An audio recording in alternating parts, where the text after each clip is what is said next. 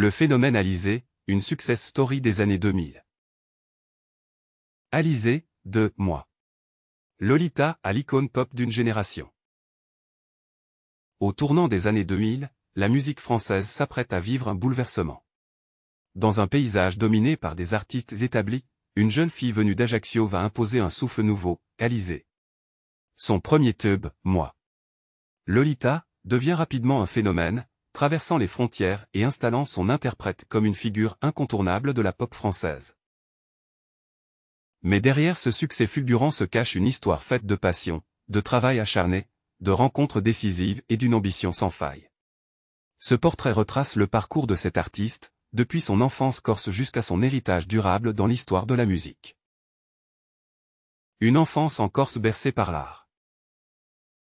Alizée Jacotet naît à Ajaccio en 1984. Très tôt, son univers est marqué par la culture méditerranéenne, faite de musique, de danse et de convivialité. Dès l'âge de 4 ans, elle manifeste une curiosité artistique remarquable. Ses parents, conscients de son potentiel, l'inscrivent à des cours de danse classique et moderne. Elle se distingue par une grâce naturelle qui séduit ses professeurs.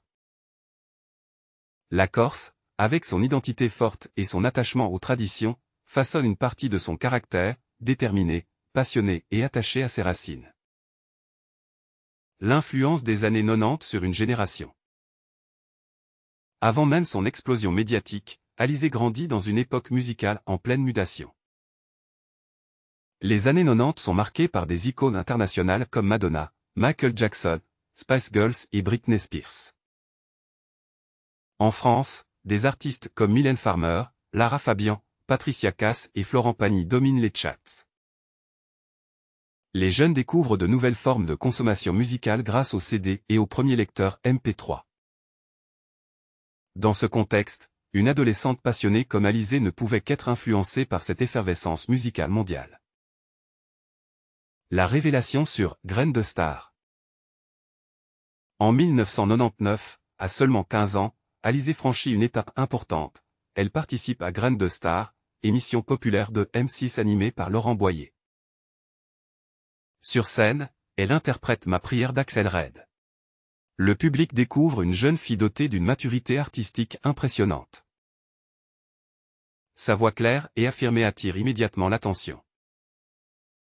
Son charisme naturel séduit les téléspectateurs. Son aisance corporelle trahit déjà des années d'entraînement en danse. Ce soir-là, une évidence s'impose, Alizée n'est pas une adolescente comme les autres, mais une artiste née. La rencontre décisive avec Mylène Farmer et Laurent Boutonnat. En coulisses de l'industrie musicale, Mylène Farmer et son collaborateur de toujours, Laurent Boutonnat, cherchent à lancer une nouvelle artiste. Leur objectif, créer une figure pop française capable de rivaliser avec les idoles internationales. Séduit par la prestation d'Alizée à la télévision, il visionne son enregistrement et décide de la rencontrer. Sa jeunesse et sa fraîcheur contrastent avec l'univers sombre et énigmatique de Mylène Farmer. Son talent de danseuse complète idéalement le projet visuel imaginé par Boutonnat. Son charisme naturel offre une matière brute que le duo pourra façonner. Cette rencontre marque le début d'une collaboration historique. Moi. Lolita, un tube construit pour le succès. Le 4 juillet 2000 sort Moi. Lolita. Écrit par Mylène Farmer et composé par Laurent Boutonnat, le titre s'inspire du roman de Nabokov, tout en jouant sur une ambiguïté artistique savamment calculée. Les paroles évoquent l'innocence et la séduction. La mélodie, accrocheuse et répétitive, reste immédiatement en mémoire.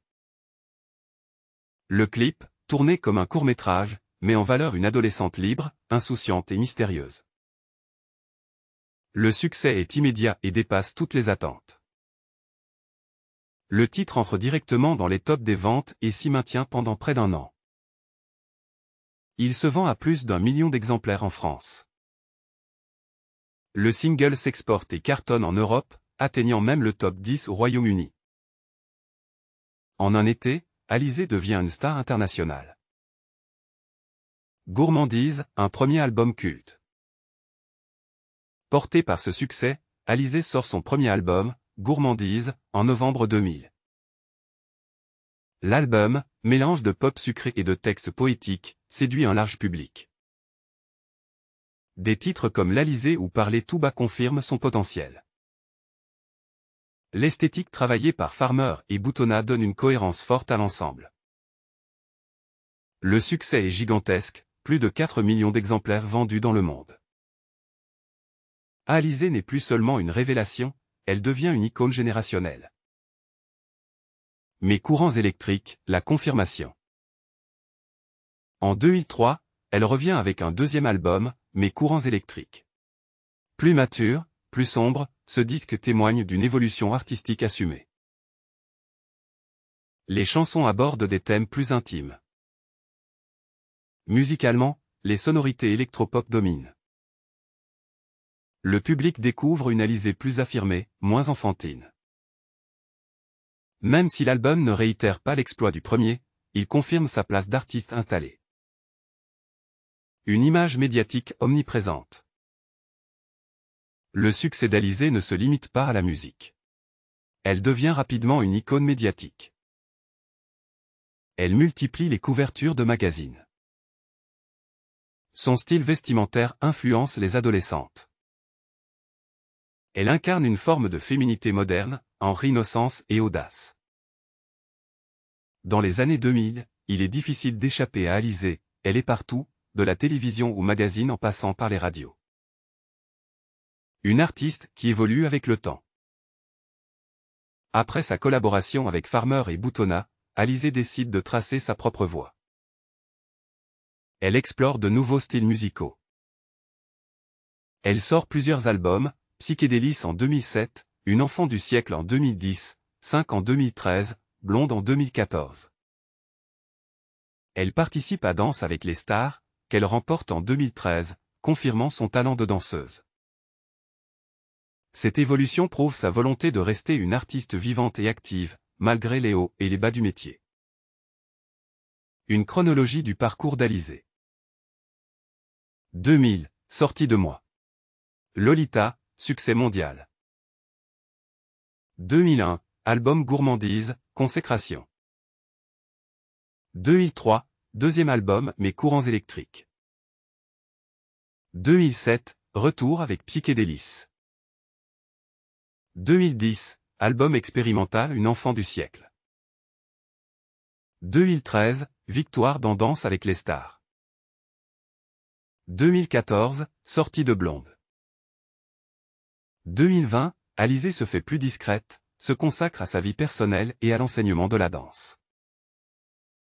L'héritage d'une icône pop. Aujourd'hui encore, plus de 20 ans après, moi. Lolita reste un morceau culte. Il est régulièrement repris par de jeunes chanteurs. Il symbolise une époque précise, celle des débuts des années 2000. Il rappelle que la pop française peut rivaliser avec les plus grandes productions internationales. Pour beaucoup, Alizée est l'incarnation d'une époque insouciante et colorée. Une étoile toujours brillante. Le destin d'Alizée démontre qu'une combinaison de talent, persévérance et rencontre clé peut transformer une adolescente passionnée en icône internationale. Avec moi. Lolita, elle n'a pas seulement sorti un tube. Elle a marqué l'histoire de la musique française et laissé une empreinte durable dans la mémoire collective. Son parcours reste une source d'inspiration pour les artistes en herbe et un souvenir lumineux pour toute une génération.